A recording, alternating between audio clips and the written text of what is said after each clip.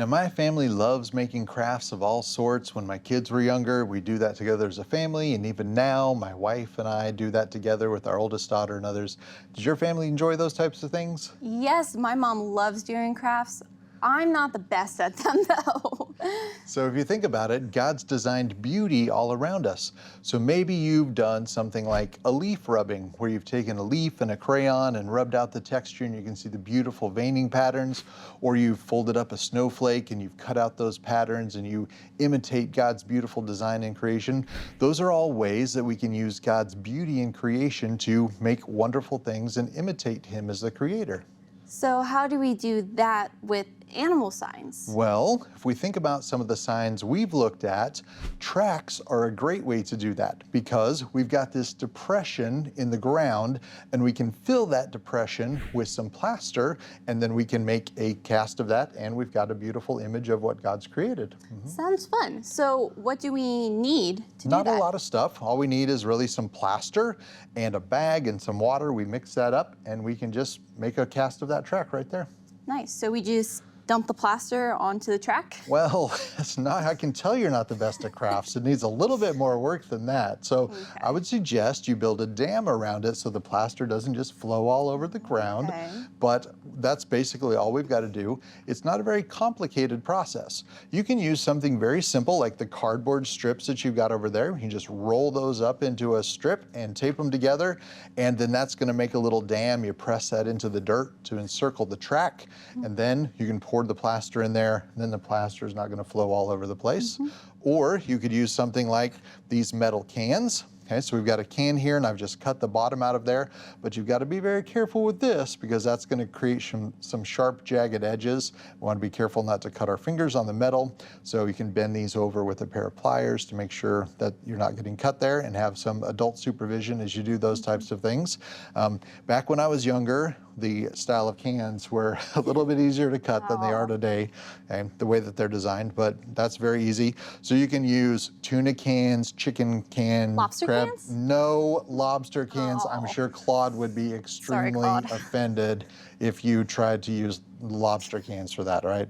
Stick with the tuna or the chicken, those types of cans, and then you can use those to surround the track, and then the plaster will just fall right out of those cans when you pull them out of there. So when you go to the field, here's a basic list of the things that you're going to need. You're going to need some plaster. You can buy that in bags or in little tubs.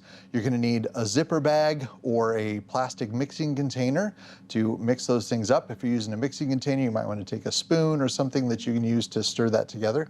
You're going to need the cans or the cardboard strips and some tape to work those things that you're going to build as your dams. You're going to need water, unless you're near a creek or a pond or something, and then you can just use that as your water supply.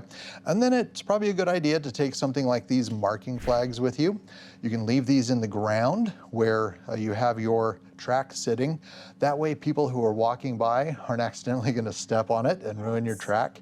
And you want to make sure you're doing this in an area that it's okay to do it.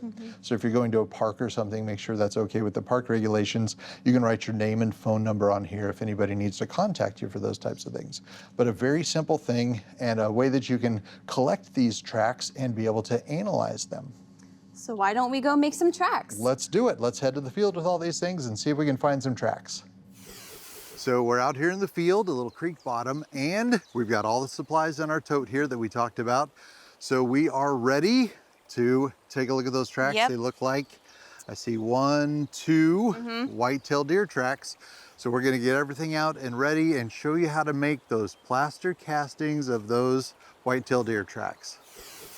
So we're set up here and we're ready to make our plaster casts. Now, Naleah's gonna use the metal can and she's gonna be careful of those sharp edges on the bottom. Her track is small enough that we can use that. And I'm gonna use the paper strips to wrap around mine.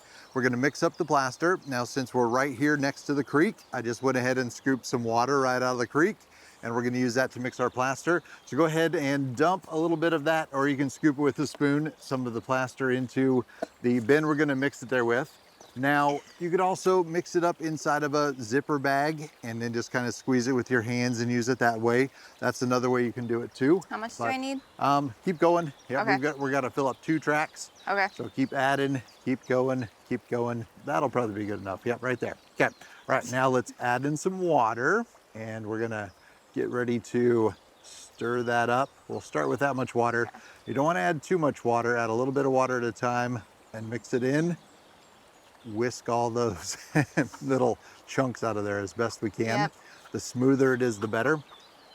And even using, like if you have a fork or something, that can help break up some of those, using a plastic fork. It's like baking. It's not the kind of baking I Yep. would like to do. So while she's doing that, I'm gonna start preparing my strip. Now I'm gonna measure around my track. Okay, the track I've got here, looks like I'm gonna need 2 of these strips. So I've got some duct tape, and I'm gonna peel off a piece of this duct tape. I've got some scissors in there too. I'm gonna need a few pieces of this duct tape. So get a couple pieces of this ready to go. Connect that all together. You getting close there? I think so. Now I don't need these to be very thick. These are some old signs that we had used inside the Creation Museum. We just cut up some pieces of that. So I'm gonna use these and connect these together. And I wanna make a circle big enough. I don't wanna waste a lot of space. So I'm gonna get that just a little bit bigger than my track. Okay, so that looks about the right size. And then we're gonna tape this together on the outside. And make sure everything in space is in good space. Now the nice thing about these is you can shape them a little bit to make them oblong in different shapes, and they'll work good for various types of tracks. So I'm gonna rip this, make sure everything's connected good. Wrap those around the top a little bit. Okay, so now with the metal can, we're just gonna kind of twist it real gently. Make sure there are no, let's clear out any leaves or small debris without destroying the track. All right, that's probably as good as we can. We're gonna get this around the outside and very gently press that down. Sand's a little scary because it's gonna disturb it a little bit. All right, so scoop some of that in there. And we don't wanna be very thick, just thick enough, maybe about 2 centimeters or so, or about 1 inch. We don't want it to be very thick. So just go ahead and pour that in there or scoop that in there. And over here on mine, I'm gonna break off a couple little twigs, and we're gonna use those along the edge here. So this cardboard will press in there a little bit, but I'm gonna use these twigs along the edge to kind of reinforce it and help it stand still. All right, looks like you're doing great there. All right, think you got the main cavity filled up? I think so, yeah. Okay, so now just kind of plop it in there. You don't have to worry about it now.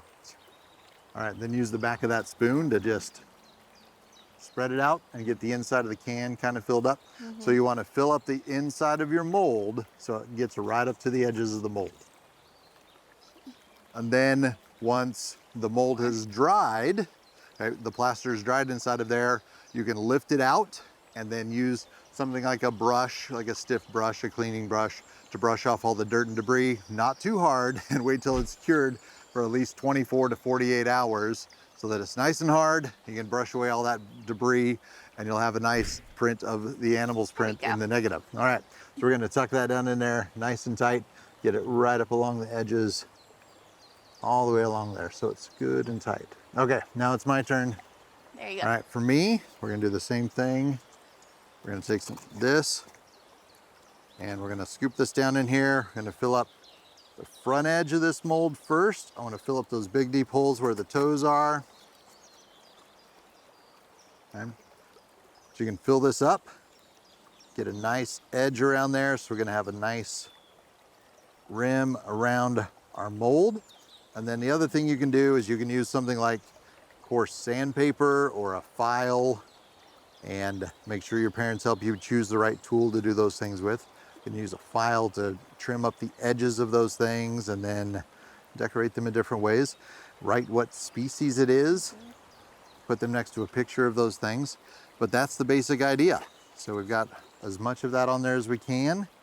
And now we wait. We'll rinse your hands off there. So we've got our basic plaster mold and cast going here, and we're gonna come back. Now, rule of thumb is this is gonna take at least 6 to 8 hours to harden, but if you can, give it 24 hours or at least 12 hours to harden so that that can get good and hard, and then we can come back and pick up our cast and get it cleaned up. So let's go see if we can find another set of tracks to make a cast of.